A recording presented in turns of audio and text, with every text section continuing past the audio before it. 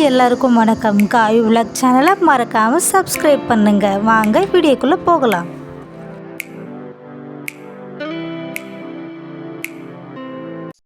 பிரியாவும் பூஜாவும் வாழ்க்கையை நல்லா என்ஜாய் பண்ணிட்டு ஒரு சிறந்த அக்கா தங்கச்சியாக இருந்துட்டு வராங்க. நாம் எப்போதும் இப்படியே இருப்போம் பூஜா.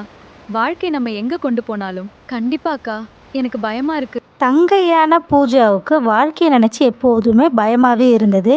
அக்காவாக இருக்க பிரியாவுக்கு அட்வைஸ் பண்ணுறதுலையே பிரியாவுக்கு சரியாகிடுது நேரம். பூஜாவுக்கு ஆசைப்பட்ட மாதிரியே ஒரு நல்ல இடத்துல மேரேஜ் ஆகுது. அவள் வாழ்க்கையில் செட்டில் ஆகிட்டா.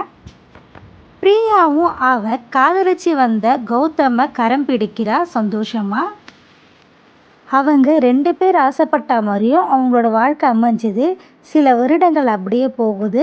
பல வருடங்கள் கழித்து இப்போ அவங்களோட நிலைமை என்னன்னு பார்க்கலாமா வாங்க. பூஜாவுக்கு இப்போது 7 வயசில் ஒரு அழகான பெண் குழந்தை இருக்கா. அவளோட வாழ்க்கை நல்லபடியாக போயிட்டுருக்கு. அவங்க ஹஸ்பண்டும் வேலைக்கு போகும்போதெல்லாம் இவங்களுக்கு வீடியோ காலில் தன் பொண்ணுக்கிட்டேயும் ஒய்ஃபுக்கிட்டேயும் பேசுவார். ஒரு நாள் பூஜாவை பார்க்க அவளோட அத்தை ரொம்ப நாள் கழித்து வீட்டுக்கு வந்திருந்தாங்க. என்னத்தை இப்போ தான் வீட்டுக்கு வழி தெரிஞ்சுதா? ரொம்ப நாள் கழித்து வந்திருக்கீங்க?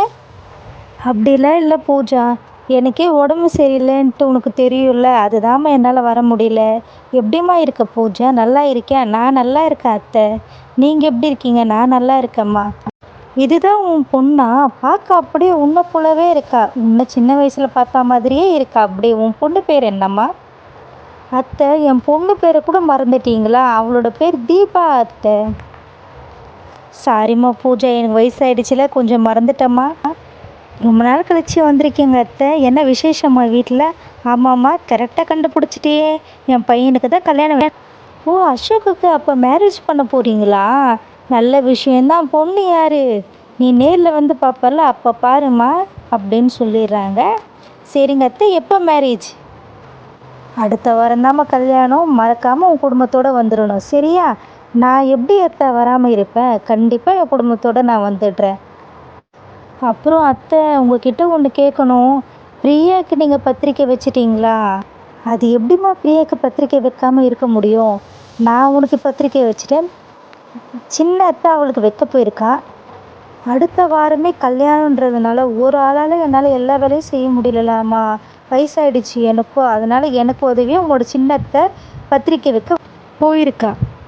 சரிம்மா பிரியா, நிறைய பேருக்கு பத்திரிக்கை வைக்கணும், நான் போயிட்டு வரேம்மா அப்படின்னு சொல்லிட்டு அத்தை வீட்டில் கிளம்புறாங்க. பிரியா தன் 5 வயசு குழந்தைகிட்ட பேசிகிட்டு இருக்கும்போது அவளோட அத்தை பத்திரிக்கை வைக்க வராங்க.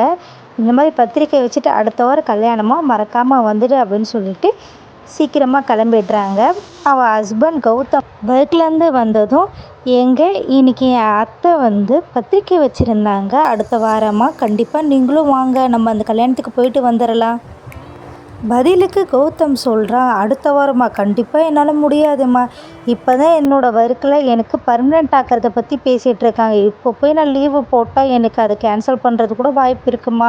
கோச்சிக்காத, நீ மட்டும் போயிட்டு வந்துடு. அது மட்டும் ஷாலினிக்கு இப்போ தான் ஸ்கூல் ஓப்பன் பண்ணியிருக்காங்க. கண்டிப்பாக அவளுக்கும் லீவு தரமாட்டாங்க. நீ மட்டும் போயிட்டு வந்துடுமா, கோச்சிக்காத. அதுவும் கரெக்டு தாங்க. அப்போ அடுத்த வாரம் நான் மட்டும் போயிட்டு வந்துடுறேன். அடுத்த வாரமும் ஆகுது. கல்யாண நாள் நெருங்குது. இப்போது அத்தை பெரிய மண்டபத்தில் இப்போ கல்யாணத்தை வச்சுருக்காங்க. பூஜா நிறைய நகைகளோட பட்டு புடவையை அணிஞ்சிட்டு அழகாக நடந்து வரா. பிரியா சாதாரண புடவை கட்டிக்கிட்டு நார்மலாக வரா எப்பவும் போல். எல்லோரும் பூஜா கிட்ட தான் பேசுகிறாங்களே தவிர பிரியாவை யாரும் கண்டுக்க மாட்டுறாங்க. பிரியாவுக்கு இது மனசு கஷ்டமாகிடுறது. பிரியாவோட அத்தை பொண்ணான ஸ்னேகா பிரியா கிட்ட பேசுகிறான். என்ன பிரியா, நீ எதுவும் சின்ன வீட்டில் தான் இருக்கிறதா என் அம்மா சொன்னாங்க, நோட்டீஸ் வைக்கும் போது பார்த்தாங்களா? அப்படியா அப்படின்னு சொல்லி அவன் நக்கலாக சிரிக்கிறா. பிரியாவுக்கு மனசு கஷ்டமாகி அங்கேருந்து வெளியில் கிளம்பிடுறா. இங்கே நடந்தது எல்லாமே கௌதம் கிட்ட சொல்லி அழுறா பிரியா.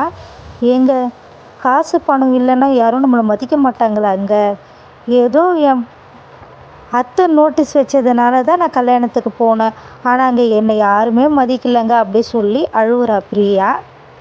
கவலைப்படாத பிரியா, எனக்கு அப்போவே தோணுச்சு அவங்க இப்படி தான் பண்ணுவாங்க என்னட்டு. இதில் வேற என் அத்தை பொண்ணான ஸ்னேகா நம்ம வீடு சின்ன வீடு அப்படின்னு சொல்லி நக்கலாக சிரிச்சிட்டாங்க. அதுக்காகவாவது நம்ம ஒரு பெரிய வீடாக கட்டி சொந்தமாக நம்ம எல்லார் முன்னாடியும் நல்லா வாழ்ந்து காட்டணுங்க. கவலைப்படாத பிரியா. இப்போது உனக்கு ஒரு குட் நியூஸ் சொல்லட்டா?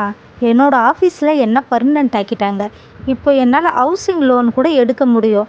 வா, நம்ம சொந்தமாக வீடு வாங்கிறதுக்காக ஹவுசிங் லோனை பற்றி கேட்கலாம். அழுதுட்டு இருந்த பிரியாவோட முகத்தில் இப்போ தான் சந்தோஷமே வந்தது. என்ன கௌதம் சொல்கிறீங்க? உண்மையாவா? நீங்கள் பர்மனெண்ட் ஆகிட்டீங்களா? அப்பா, இப்போ தான் எனக்கு ரொம்ப சந்தோஷமாக இருக்கே. அப்போ நம்மளும் இப்போ சொந்தமாக ஒரு வீடு வாங்க போகிறோமா? ரொம்ப சந்தோஷத்தில் இருக்க பிரியா கையோடவே ஹவுசிங் லோனை பற்றி கேட்க போகிறாங்க. பேங்க்கில் ஒர்க் பண்ணுறவங்களும் பிரியாவுக்கும் கௌதமுக்கும் நல்லா கைட் பண்ணுறாங்க. அங்கேருந்து கிளம்பும் போது அவங்க பின்னாடி இருக்க தம்பதியினர் அழுதுட்டு இருந்ததை கவனித்த பிரியா அவளுக்கு மனசு ஒரு மாதிரி கஷ்டமாக இருந்தது. ஆண்டி, நான் ரொம்ப நேரமாக பார்க்குறேன், ஏன் அழுவுறீங்க? நாங்களும் உங்களை மாதிரி 5 வருஷத்துக்கு முன்னாடி ஹவுசிங் லோனுக்காக வந்திருந்தோம்மா. எங்களுக்குமே லோன் சேங்ஷன் ஆச்சு. எங்களுக்கு பிடிச்ச மாதிரி வீடும் நாங்கள் கட்டினோம்மா. ஆரம்பத்தில் எங்களுக்கு சந்தோஷமாக தான் இருந்தது. அந்த புது வீட்டில் எங்களோட வாழ்க்கை ரொம்ப சந்தோஷமாக தான் போயிட்டு இருந்தது. ஆனால் போக போக அந்த சந்தோஷம் எங்களுக்கு நிலையானதாக இல்லைம்மா. எப்படின்னு கேட்குறியா? பசங்களோட ஸ்கூல் ஃபீஸ்க்காகவும் அது மட்டும் இல்லாமல் எங்களோட மெடிக்கல் செலவுக்குமே எங்களோட சேல்ரி போயிடுதும்மா. இதில் எங்கேருந்து நாங்கள் ஹவுசிங் லோனுக்கு காசு கட்டுறது? நாங்கள் சின்ன வீட்டில் வாழும்போது எவ்வளோ சந்தோஷமாக இருந்தோம் தெரியுமா? ஆனால் மற்றவங்களுக்காக நான் வாழ்ந்து காட்டுறேன்னு அப்படி சொல்லிட்டு கடன் வாங்கி நான் எப்போ இந்த வீட்டுக்கு வந்தேனோ அப்போத்துல இருந்தே என்னோட நிம்மதி எல்லாமே போயிடுச்சுமா. ஒவ்வொரு மாதமும் இஎம்ஐ டேட் வரும்போதெல்லாம் என் உயிர் என்கிட்டயே இருக்காதும்மா. ஒரு மாதிரி பதட்டம் ஆகிடுது, ப்ரெஷர் அதிகமாகிடுது. இதனால பிபி சுகர் வந்துடுமோன்னு எனக்கு ஒரு பயம் வந்துருச்சு. எனக்கு பெரிய வீட்டில் இருந்தால் தான் நிம்மதின்னு பார்த்து நான் பட்ட ஆசை இப்போது எனக்கு பேராசையாக நிற்குதும்மா. இதை கேட்ட பிரியாவுக்கு ஹவுசிங் லோன் வாங்கிறதுலையே விருப்பம் இல்லாமல் போயிடுச்சு. நம்ம வீட்டுக்கே போயிடலாமா அப்படின்னு சொல்லிட்டு வீட்டுக்கே கிளம்பிடுறாங்க. இப்போ தான் பிரியாவுக்கு ஒன்று புரிஞ்சுது. ஆமாங்க, இந்த விஷயம் நமக்கும் பொருந்தும். நம்ம எதுக்கு மற்றவங்களுக்காக ஒரு விஷயத்தை சாதிக்கணும், இல்லைன்னா மற்றவங்களுக்காக பண்ணணும்னு நம்ம ஒன்று யோசிக்கணும். நமக்குன்னு டைம் வரும்போது எல்லாமே நமக்கு கிடைக்க தான் போகுது. நம்ம எதுக்கு அவசரப்படணும்? ஆனால் நம்ம சின்ன வீட்டில் வாழ்கிறோமே அப்படின்ட்டு நிம்மதி இல்லாமல் இருந்த பிரியாவுக்கு ஒரு நிம்மதி கிடைச்சிருக்கு. இப்படியே ஒரு 5 வருஷம் போகுது. பிரியாவும் தனக்கு தெரிஞ்ச சமையலை எல்லாருக்கும் சொல்லித்தர மாதிரி யூடியூப்பில் வீடியோ போட ஆரம்பித்தா நல்லா வியூஸ் போக ஆரம்பிக்குது. நல்லா சம்பாதிக்க ஆரம்பிக்கிற பிரியாவோட ஹஸ்பண்டும் பர்மனெண்ட் ஆகிட்டதுனால அவரோட சேலரி இன்க்ரீஸ் ஆகுது. இப்போ அவங்க சொந்தமாகவே சென்னையில் கடன் இல்லாமல் ஒரு வீடு கட்டிட்டாங்க. பிரியாவால் எப்படி சொந்தமாக ஒரு வீடு கடன் இல்லாமல் கட்ட முடிஞ்சதோ நம்மளாலேயும் ஒரு நாள் முடியும். என்னோடய வீடியோ ஒரு பயனுள்ளதாக உங்களுக்கு இருக்குன்ட்டு நான் நம்புகிறேன். தேங்க்யூ.